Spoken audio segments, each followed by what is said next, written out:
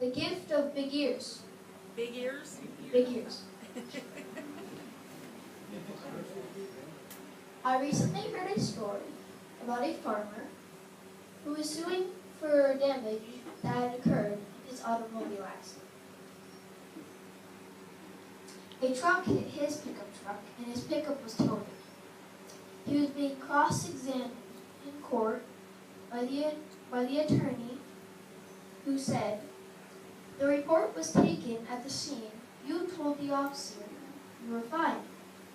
Can you explain that?" In other words, why was he suing?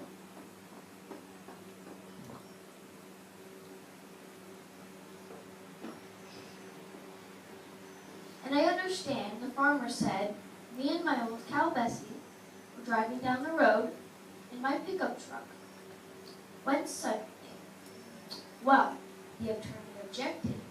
He said, "Your Honor, wait a minute. He's not answering the question."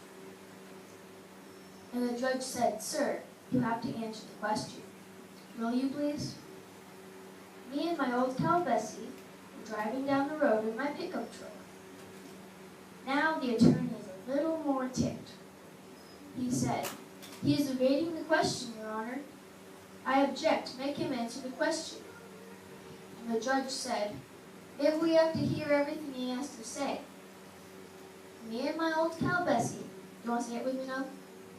"Me and my old cow Bessie was driving down the road in my pickup truck when suddenly this big old semi came across the road and hit us and threw me out of the car. I landed on the highway. Pretty soon I saw this big old officer standing over me. And I said, 'How is Bessie?' And he said, 'Well, I went over there and Bessie wasn't doing well at all. So I took out my gun and I shot her.' So he said, then he asked me, 'Now, how are you doing?' And I told him, 'I guess I'm doing just fine.'" You see, hearing the rest of the story can make a very big difference. My message today is about big ears. It comes from James 1:19. In a way, it's a big ear verse. Here's what it says. "Everyone should be quick to listen, slow to speak, and slow to become angry." A writer named Warren Wilson once said, "People get most of their exercise jumping to conclusions." Well, the sad truth is, it's true.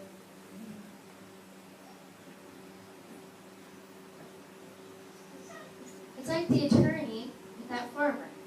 If you're silent long enough to hear the whole story, it might just change everything.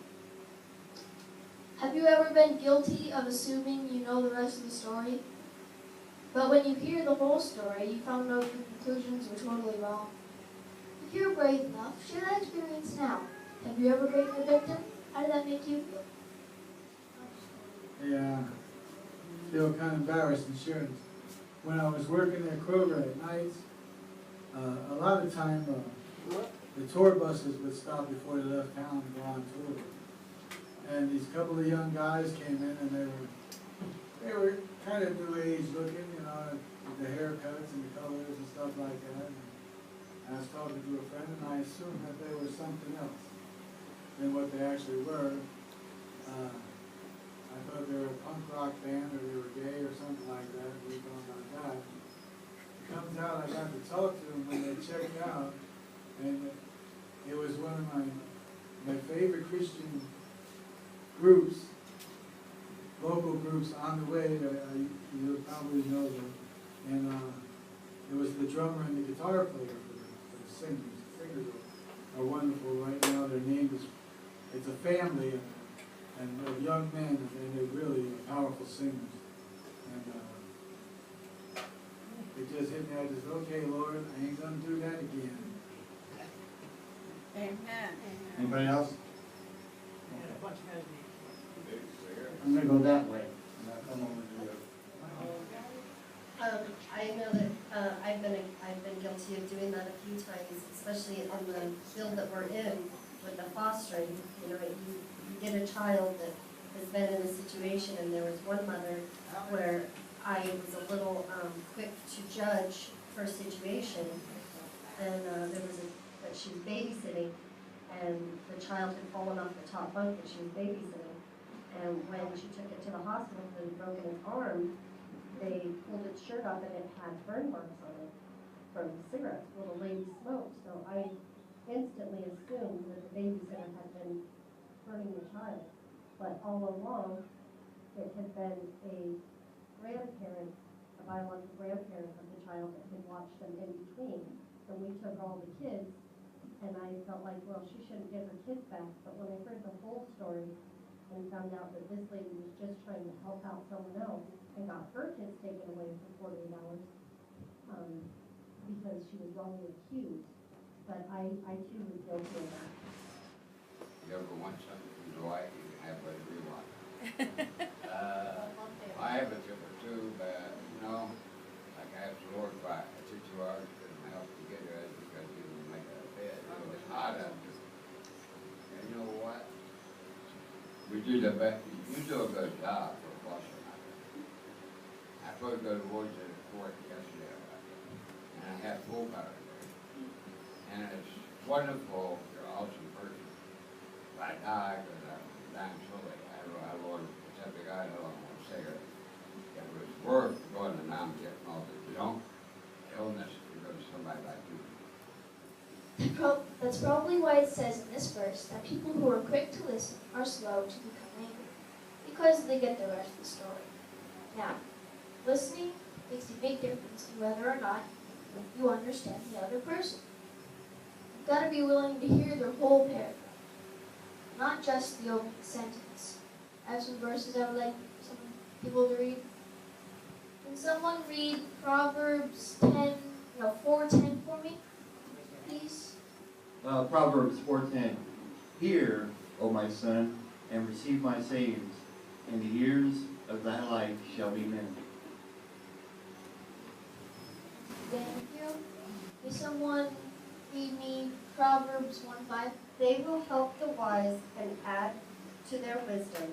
They will guide the educated and increase their understanding. Thank you. Can someone else read me Proverbs 18:13? Listen before you speak, or you will sound like a fool to your own disgrace. A lot of times we just think, yeah, I know what you're going to say, but listen, hear their heart, not just their words. I mean, this is basic to a married couple being able to grow into oneness, or people in a church or a business who have different viewpoints. It's essential to listen and find some middle ground. Listening also makes a big difference in whether or not you are listened to. Nowhere is this more important than between parents and kids. When a parent speaks without listening, which they often do, that parent has forfeited a lot of authority when they speak. We cut off the communication that every parent so desperately wants. Children need to hear their wisdom about their friends, their schoolwork, their music, and their love life. But they're not going to hear it if you won't win the right to be heard by listening. And when you're sharing Jesus with someone, don't be a gospel machine gun. Listen. Find out what their need is first. Find out about their background. One way to show a person you really care is to have big ears. It's very hard for someone to talk to a big mouth. Listen with your eyes, with your hands. Ask that second or third question. That shows you really care. How are you doing? Fine. Really? Are you really fine? You can't imagine how much a relationship could be improved by heeding the simple advice from the Word of God. Be quick to listen. So here's the question for today. When I ask it, I want you to think about the people around you in your personal universe. Would they call you a good listener? If you haven't been listening, tell them you're sorry you haven't and that you're asking God to help you change. Beginning today, give the people around you that great gift of your big ears. Amen. Amen. And